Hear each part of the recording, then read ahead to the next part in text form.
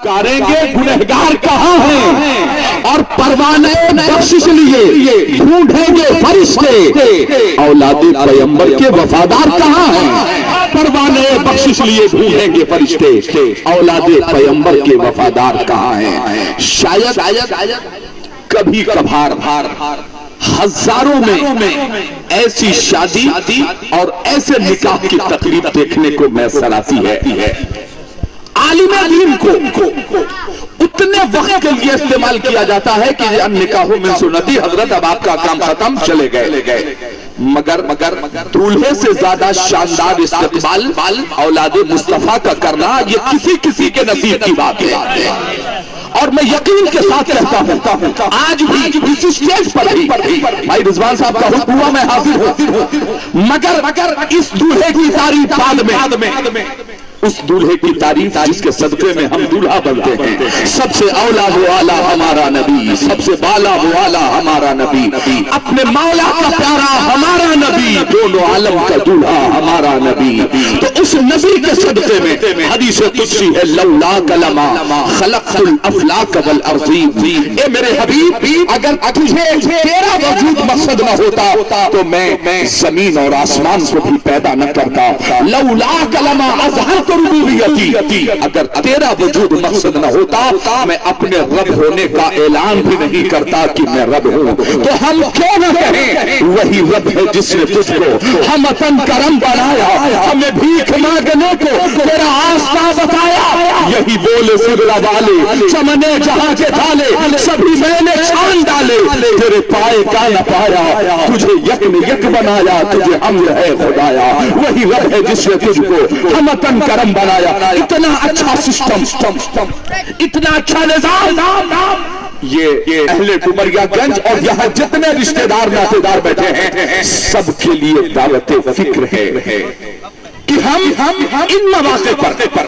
جہاں ذکر مصطفیٰ کی محفل منعقد ہو، محدث علی الاطلاق حضرت شیخ عبدالحق محدث دہلوی فرماتے ہیں جس زمین پر ذکر مصطفیٰ کی محفل منعقد ہوتی ہے 1 سال تک فرشتے اس زمین کو اپنے حصار میں لے کر کے رکھتے ہیں۔ آج ہمارا دولہا اور ابھی نکاح کے فوراً بعد انشاءاللہ العزیز ان کی ہونے والی دلہن، یہ ہم سب کے لیے سوچنے کا مقام ہے اور فکر کا مقام ہے کہ ہم کہاں پر کھڑے ہیں اور کس سمت میں جا رہے ہیں۔ اتنا اچھا سسٹم دینے کے بعد میں آپ سب سے گزارش کرنا چاہتا ہوں جس رب نے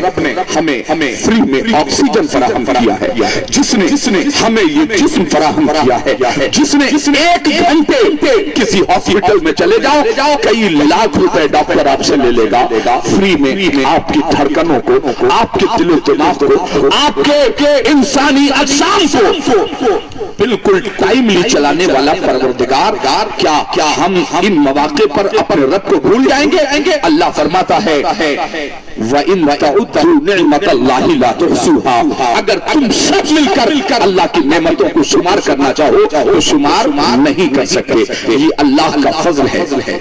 اور کوئی پوچھے صاحب یہ نئی چیز کہاں سے، تو قرآن بیان کیجئے، اللہ نے قرآن میں ہمیں مولک ادھکار دیا، اللہ ارشاد فرماتا ہے قُلْ بِفَضْلِ اللَّهِ وَبِرَحْمَتِهِ وَبِذَلِكَ فَلْيَفْرَحُوا۔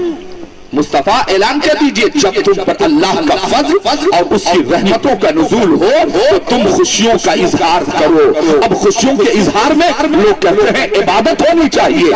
میرا رب بہتر جانتا ہے، وہ فَلْيَفْرَحُوا کی جگہ فَلْيَعْبُدُوا بھی کہہ سکتا تھا، وہ فَلْيَرْكَعُوا بھی کہہ سکتا تھا، وہ فَلْيَسْجُدُوا بھی کہہ سکتا تھا، مگر فَلْيَفْرَحُوا کہہ کے مطلقاً اجازت دے دی کہ تم جیسے چاہو میرے مصطفیٰ کے ذکر کی محفل منعقد کر لیا کرو، زمین کے جس گوشے پر رہنا، جب خوشی کا موقع آئے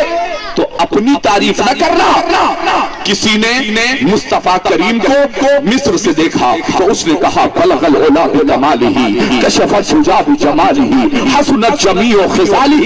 آگے کی لائن آگے کا مصرع نہیں آ رہا تھا، خود مصطفیٰ نے کرم کیا، فرمایا کہو صلو علیہ وآلہ۔ کسی نے برعی سے دیکھا تو اس نے کہا سرور کہو کہ مالک و مولا کہو تجھے، باغ خلیل کا گل زیبا کہو تجھے، تیرے تو بس صاحب تناہی سے ہو بری، ہے راہ میرے میرے شاہ میں کیا کیا کہوں تجھے، مگر جب کسی نے مسجد نبوی میں حسان ابن ثابت بن کے دیکھا تو کیا کہا، وَأَحْسَنُ مِنْكَ لَمْ تَرَ قَطُّ عَيْنِي وَأَجْمَلُ مِنْكَ لَمْ تَلِدِ النِّسَاءُ۔ کہا ہے اپنا ہینڈسم بن کر اپنی تعریف کرنے والوں، حضرت حسان سے پوچھو کیا کہا تھا۔ عرض کیا جناب حسان نے، وَأَحْسَنُ مِنْكَ لَمْ تَرَ قَطُّ عَيْنِي، یا رسول اللہ آج تک ہماری آنکھوں نے آپ جیسا حسین و جمیل کسی کو دیکھا ہی نہیں، وَأَجْمَلُ مِنْكَ لَمْ تَلِدِ النِّسَاءُ، اور دیکھتی بھی کیسے کسی ماں نے پیدا ہی نہیں کیا ہے۔ کون کہہ رہا ہے؟ یہ صحابی مصطفیٰ کی زبان بول رہی ہے۔ حضرات چونکہ شادی کا موقع ہے اس لیے میں یہاں کے عوام و خواص کو، جتنے رشتہ دار ناطے دار ہیں، جتنے بارات میں اور جتنے گھراتی ہیں پھٹنگوا کے لوگ ہیں، یہ میری اپنی زمین ہے، میں آپ کو دعوت فکر دینا چاہتا ہوں۔ آؤ اس مزاج کو کیوں نہ زندگی دی جائے جو صحابہ کے مزاج تھا۔ صحابہ کا مزاج کیا تھا؟ ایک نوجوان صحابی بارگاہ رسالت میں حاضر ہوئے، عرض کیا یا رسول اللہ آج میری شادی کا دن ہے۔ اللہ کے حبیب نے فرمایا خیر مبارک، جاؤ دلہن لے کر کے آؤ۔ نوجوان صحابی نے ظہر کی نماز ادا کی ہے آمنہ کے لال کی ابتدا میں، ظہر ادا کی اور ظہر ادا کرنے کے بعد مسجد نبوی سے باہر نکلے، اور جب باہر نکلے تو شہر مدینہ سے دور گئے، نکاح ہوا، بارات نہیں نکاح ہوا، اور نکاح کے بعد اپنی ہونے والی شریک حیات کو، اپنی بیوی کو ساتھ لیا اور لے کر کے آئے۔ شہر مدینہ میں انٹری ہو گئی، شہر مدینہ میں داخلہ ہو گیا۔ اپنے گھر پر ابھی نوجوان صحابی نے اپنی نئی نویلی دلہن کو چھوڑا، اور چھوڑنے کے بعد کانوں میں بلال حبشی کی آواز آئی، اللہ اکبر اللہ اکبر۔ بیوی کو گھر میں چھوڑا، عصر کی نماز کے لیے خانے خدا میں مسجد نبوی میں پھر سے پہنچ گئے۔ سنو ہمارا دعویٰ ہے غلامی رسول میں موت بھی قبول ہے۔ جن مسلمانوں کو اتنا بڑا دعویٰ کرنا آسان لگتا ہے کہ حضور کی غلامی میں جان دینا بھی قبول ہے، اس دور میں غلامی رسول کا نعرہ دینے کے لیے تمہیں مفتی تقی عثمانی بننا پڑے گا، مولانا قمر غنی عثمانی اور سلمان اظہری بننا پڑے گا۔ وہ کون سا مسلمان ہے جو کہتا ہے غلامی رسول میں موت بھی قبول ہے مگر 5 وقت کی نماز قبول نہیں ہے، غلامی رسول میں موت بھی قبول ہے مگر شادیوں میں ناچ گانے رقص سرور کی محفلیں ہوتی ہیں۔ میں نے کیوں کہا میں کسی کی تعریف کرنے کے لیے کھڑا نہیں ہوا، اس لیے کہ میں ممبروں پر جب بھی کھڑا ہوتا ہوں تو کسی امیر کبیر کی تعریف کے لیے نہیں، مزاج رضا کے ساتھ کھڑا ہوتا ہوں، کروں مدح اہل والرضا، پڑے اس بلا میں میری بلا، میں گواہ ہوں اپنے کریم کا، میرا دین پارے نہ نہیں۔ یہ سسٹم بنائیے، سسٹم کہ اپنی بیٹی کو دلہن بنانے سے پہلے اپنے بیٹے کو دلہا بناتے دلہا بنا کے بٹھاتے ہوئے اپنے بیٹے کو،